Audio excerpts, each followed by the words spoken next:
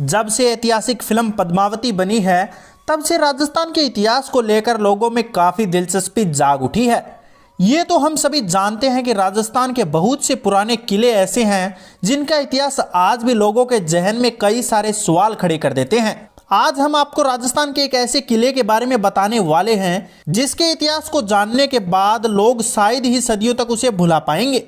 हम बात कर रहे हैं राजस्थान के चित्तौड़गढ़ किले की, जिसे देखने के लिए पूरे वर्ष दूर दूर से लोग आते हैं क्योंकि इसकी बनावट इतनी खूबसूरत है कि विदेशों तक इस किले की बनावट और खूबसूरती का जिक्र किया जाता है। इस किले के एक एक भाग को बारीकी से देखने व समझने के लिए हमेशा पर्यटकों की भीड़ यहाँ लगी रहती है।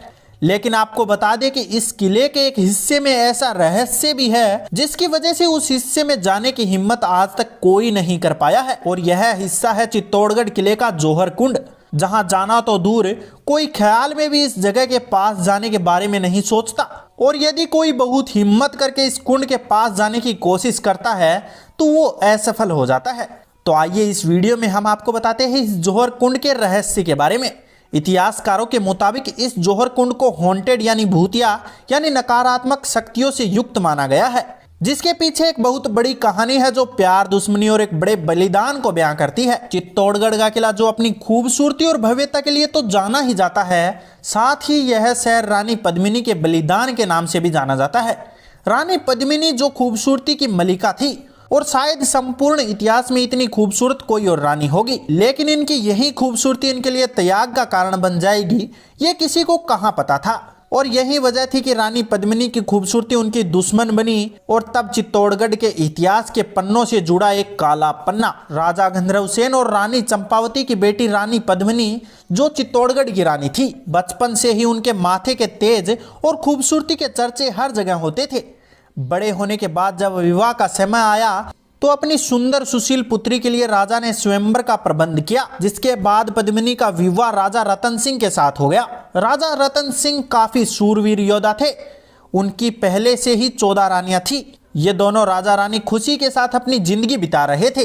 तभी कुछ समय बीतने के पश्चात अलाउद्दीन खिलजी की रानी पद्मिनी पर बुरी नजर पड़ गई और वो रानी पद्मिनी से विवाह करना चाहता था, और इसके लिए उसने राजा से युद्ध करने का फैसला कर लिया।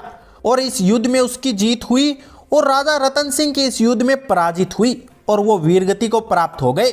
और जब ये खबर रानी पद्मिनी को मिली तो उन्होंने फैसला किया कि वो आत्महत्या कर लेंगी, लेकिन अलाउद्दीन खिलजी से विवाह नहीं करेंगी। इसलिए राजा के शहीद होने की खबर सुनने के बाद राजा की सभी रानी व अन्य सैनिकों की पत्नियां भी रानी पद्मिनी की अगुवाई में जौहर कुंड की ओर बढ़ी। वहां उन्होंने स्नान किया और जौहर कुंड की अग्नि में वो कूद गई।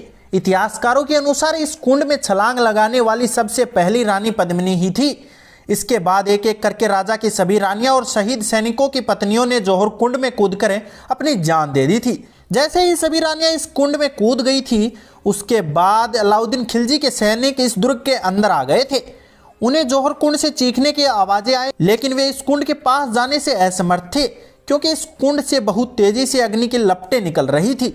रानी पद्मिनी के इस बलिदान के बाद से ही राजस्थान में जौहर प्रथा काफी प्रचलित हुई, जो ठीक सती प्रथा की तरह ही है, लेकिन इसका प्रयोग तब किया जाता था जब कोई राजा अपने शत्रु से युद्ध में शहीद हो जाए और अपनी आन बान और सम्मान को बचाने के लिए महल की स्त्रियां कुंड की अग्नि में खुद को न्योछावर कर देती थी। आज भी इस कुंड के पास कोई नहीं जाता क्योंकि चित्तौड़गढ़ के इस किले के जिस जौहर कुंड में रानी पद्मिनी ने छलांग लगाई थी, आज उस कुंड की ओर जाने वाला रास्ता बेहद अंधेरे वाला है।